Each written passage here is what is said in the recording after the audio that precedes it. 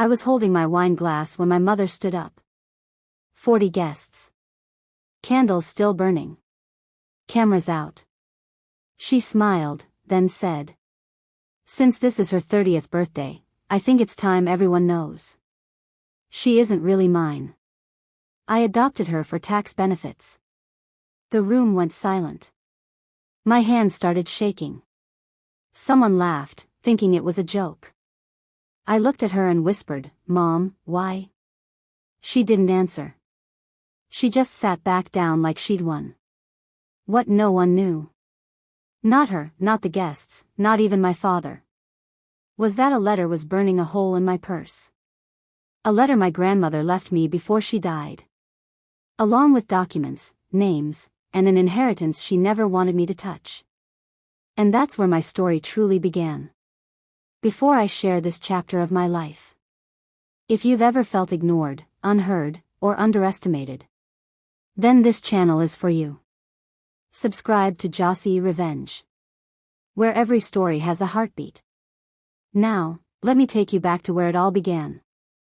The candles were still melting when the silence settled in. Not the peaceful kind. The heavy, choking kind that presses against your chest until breathing feels optional.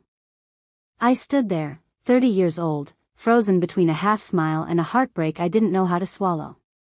My mother, Patricia, picked up her fork like nothing had happened. Like she hadn't just ripped my identity apart in front of 40 people who had watched me grow up. Someone cleared their throat. Someone else awkwardly clapped, then stopped. I heard a woman whisper, "Is she serious?" Another voice followed, softer but sharper, "That's cruel." I wanted to disappear. Or scream. Or laugh hysterically and flip the table. Instead, I just stood there, my wine glass trembling so badly I had to set it down before it shattered. "Mom," I said again, louder this time. "Why would you say that?" She dabbed her lips with a napkin, finally looking up at me. Her eyes were calm. Too calm. "Because it's the truth," she said. "And adults deserve the truth." Adults. Like I hadn't been one my entire life. My father, Richard, shifted beside her. His face had gone pale. He looked at me, then at her, like he was seeing a stranger. "Patricia," he muttered, "this isn't the time." She shrugged. "When would be better?" "She's 30. She should know her place." Her place. That word echoed in my head while the room buzzed back to life. Chairs scraping, murmurs rising, pity-filled glances sliding my way. I felt suddenly exposed, like everyone could see the invisible stamp on my forehead, "Not really family." I excused myself and walked to the bathroom, locking the door behind me. The moment I was alone, my knees gave out. I sat on the edge of the tub, staring at my reflection. Same face. Same brown eyes. Same woman who had blown out birthday candles minutes ago, believing she belonged. Have you ever had one sentence rewrite your entire life? I splashed water on my face, breathing slowly. That's when I felt it, the envelope in my purse. Thick. Heavy. Real. My grandmother Grace's handwriting pressed faintly through the paper like a heartbeat. She'd pressed it into my hands 2 weeks before she died. "Not yet," she'd whispered. "But soon."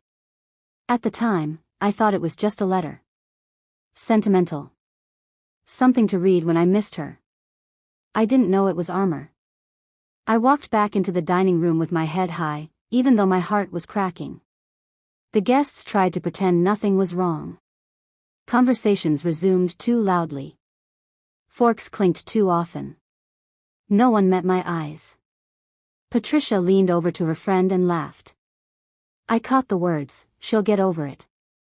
That was the moment something in me shifted. Not anger. Clarity. After the cake was cut and the guests slowly filtered out, I stood by the door thanking them like a polite ghost. Some hugged me. Some avoided me. One woman squeezed my hand and whispered, "You didn't deserve that." I wanted to tell her she didn't know the half of it. Later that night, after the house finally went quiet, I sat alone on my bed. I pulled the envelope out and placed it on my lap like a sacred object. My hands shook as I opened it. Inside was a letter, and copies of documents. Property deeds. A will. A DNA test request form. And one name circled in red ink, Marcus Anderson. My breath caught. Marcus Anderson wasn't just a name. He was the family secret. The son my grandmother never spoke about. The one Patricia always dismissed with a roll of her eyes and a sharp, "He ruined everything." I unfolded the letter. "My dearest Myra," it began. "If you are reading this, it means I am gone, and Patricia has likely shown you who she truly is." My chest tightened. Grace wrote about regret. About silence. About choices made out of fear instead of love. She wrote about Marcus, how he'd been disowned for falling in love with the wrong woman. How he'd left, broken but proud. And then came the line that changed everything. "You are not just my granddaughter in spirit. You are my blood." I covered my mouth, tears spilling freely now. Grace explained that Marcus was my father. That Patricia had always known. That the adoption story was a lie designed to keep me small, grateful, controllable. Easier to humiliate. Easier to erase. Why would someone do that to a child? That night, I didn't sleep. I read the letter again and again, tracing my grandmother's handwriting like it could answer all my questions. Every memory replayed differently now, every cold remark, every comparison, every reminder that I should be thankful to be there at all. In the morning, I called the number Grace had written at the bottom of the page. The lawyer answered on the second ring. "My name is Myra," I said quietly. "My grandmother told me to call you." There was a pause. "Then, I've been expecting you." We met 2 days later in an office that smelled like old books and polished wood. He laid everything out gently, like he was handling something fragile. The estate. The inheritance. The conditions. And the truth Patricia never wanted me to know: Grace had left everything to me. Not because she felt sorry for me, but because I was her legacy. As I walked out of that office, sunlight hitting my face, I realized something important. My mother hadn't humiliated me because she was honest. She'd done it because she was scared. Scared that once I knew the truth, I'd stop auditioning for love I never needed to earn. What would you do if your entire life turned out to be a carefully managed lie? I went home that evening, passing the dining room where my birthday cake still sat, half-eaten and forgotten. Patricia looked up at me, her expression smug. "Well," she said. "Feeling better now that the truth's out?" I smiled. For the first time, genuinely. "Oh," I said, slipping the envelope back into my purse. "Much better." Patricia didn't notice the change in me right away. She was too busy enjoying what she thought was victory. The next few days passed in a strange quiet. No apologies. No explanations. Just the clinking of dishes, the sound of the TV humming in the background, and the occasional sharp look she'd give me, like she was checking to see if I'd finally broken. I didn't. Instead, I scheduled the DNA test. Have you ever waited for something that could either free you, or completely destroy you? The lab was cold and smelled like antiseptic. The technician spoke gently, like she knew this wasn't just science, it was someone's life. When she swabbed my cheek, my hands clenched in my lap. "This won't take long," she said. But it felt like forever. While I waited, I kept meeting with Grace's lawyer. He showed me photos from the Anderson estate, wide staircases, tall windows, walls filled with art. And tucked among the frames were pictures of a man with my eyes. My smile. Marcus. My father. He looked young in some photos. Older in others. Always serious. Always standing slightly apart, like he never quite belonged where he was standing. The lawyer told me Marcus had been a painter. Talented. Gentle. Too kind for a family obsessed with appearances and control. Your grandmother adored him, he said. Losing him broke her. That night, I dreamed of a man standing at the edge of a field, calling my name. I woke up crying for someone I'd never met but somehow missed my whole life. The DNA results arrived on a Thursday afternoon. I opened the email slowly, my heart pounding so loudly I swore the neighbors could hear it. 99.8% match. Biological granddaughter of Grace Anderson. Biological daughter of Marcus Anderson. I laughed. Then I cried. Then I sat very still. Because the report had one more detail. Marcus Anderson was not the biological son of Harold Anderson. Which meant Patricia, who had built her entire identity on marrying into the Anderson name, had no blood claim to that estate at all. Suddenly, everything made sense. The cruelty. The public humiliation. The desperation. She wasn't exposing me. She was trying to scare me into disappearing. I didn't confront her right away. I waited. I watched. I listened. She started making comments again. Small ones. Sharp ones. You know, she said one morning, sipping her coffee, people only tolerate charity cases for so long. I nodded. That must be exhausting. She frowned, clearly not expecting that. A week later, she announced a family dinner. Same dining room. Same long table. Same audience, this time carefully selected. Relatives. Friends.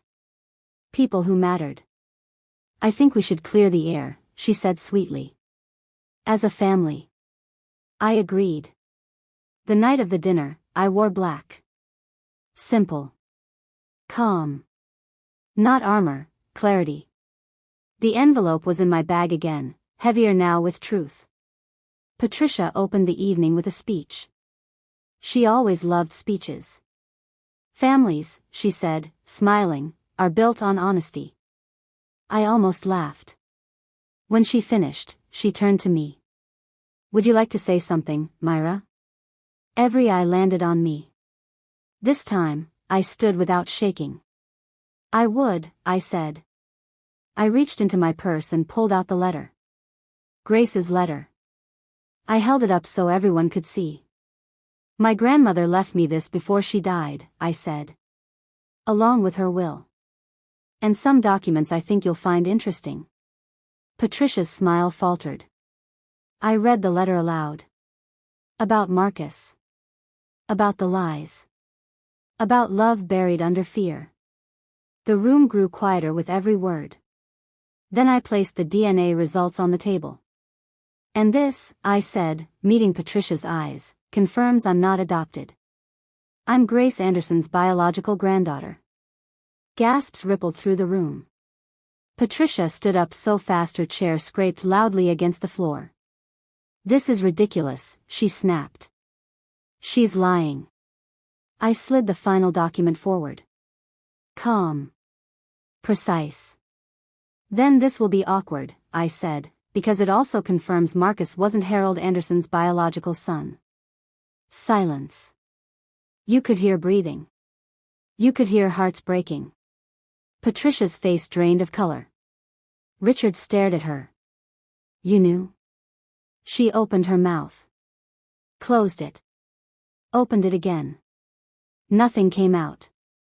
I knew, I continued softly. You humiliated me because you thought shame would make me walk away.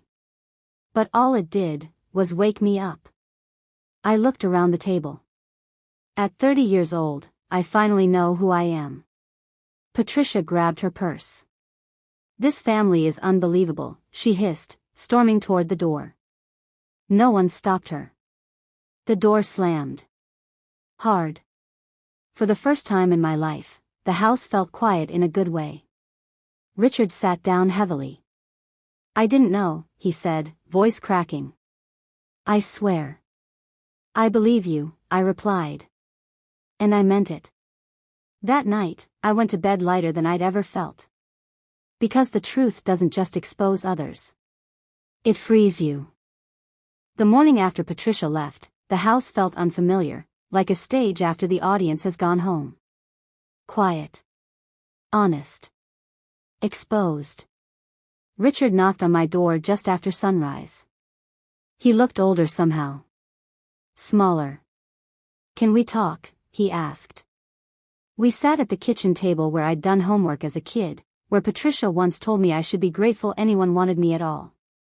Richard folded his hands like he was afraid they might shake. "I loved you as my daughter," he said. "I still do. But I failed you by not seeing what was happening right in front of me." I believed him. That surprised me. We talked for hours. About Marcus. About Grace. About the years that were stolen by silence.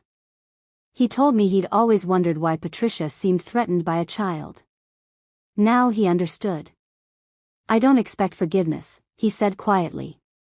"But I hope for a chance to do better." I nodded. "We'll take it one honest step at a time." That week, I moved out. Not in anger. In clarity.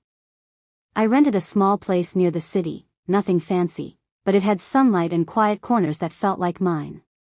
On the wall, I hung a framed photo the lawyer gave me, Marcus standing beside an unfinished painting, brush in hand, eyes focused and kind. "Hi, Dad," I whispered the first night. "I'm here." The Anderson estate sat on a hill outside town, gated and still, like it had been holding its breath for years. When I finally visited, the caretaker greeted me with tears in his eyes. "She talked about you," he said. "Your grandmother. All the time." Inside, the walls were lined with art. Marcus's art. Sketches. Canvases. Notes scribbled in the margins. I traced his handwriting and felt something settle in my chest, like a puzzle piece clicking into place. Have you ever stepped into a space and felt like it remembered you? In the study, I found a locked drawer. Inside was a smaller box with my name on it. Grace's handwriting again. Steady. Certain. There was one more letter. This one wasn't about secrets. It was about hope. "Build something beautiful from what they tried to break," she wrote. "That is how we heal." That night, I made a decision. Marcus had aged out of foster care. Grace had funded art programs quietly for years. I would continue that legacy, out loud. I established the Marcus Anderson Memorial Scholarship Fund, dedicated to young artists aging out of foster care. Kids who had talent but no safety net. Kids who'd been told to be grateful for scraps. The launch was small. Then it grew. Emails poured in. Stories. Gratitude. Pain that sounded familiar. I realized my story wasn't just mine. It was shared. Patricia tried to call once. I didn't answer. I sent a message instead, short, calm, final. "I know who I am. I wish you healing. Please don't contact me again." Boundaries aren't cruelty. They're self-respect. Months later, I stood in the estate's garden, unveiling a small memorial stone for Grace and Marcus. Richard stood beside me, silent and supportive. No speeches. No performances. Just truth. As the sun dipped low, I felt peace, real peace. Not the kind you pretend to have to survive. The kind that grows when you stop asking for permission to belong. I wasn't adopted for tax benefits. I wasn't a charity case. I wasn't a mistake. I was a daughter. A granddaughter. A legacy. And for the first time in my life, I wasn't auditioning for love. Moral of the story. Some truths arrive like explosions. Others like sunrise. Mine did both. I learned that family isn't who claims you, it's who protects your dignity when you're not in the room. I learned that shame only has power when you carry it alone. And I learned that you don't need anyone's permission to belong. If my story touched you, hit that subscribe button for more emotional tales from Jossy Revenge. And even if it didn't, come on, subscribe anyway, I'll win you over next time. Drop a comment, like the video, and let's keep the stories alive. Thanks for watching.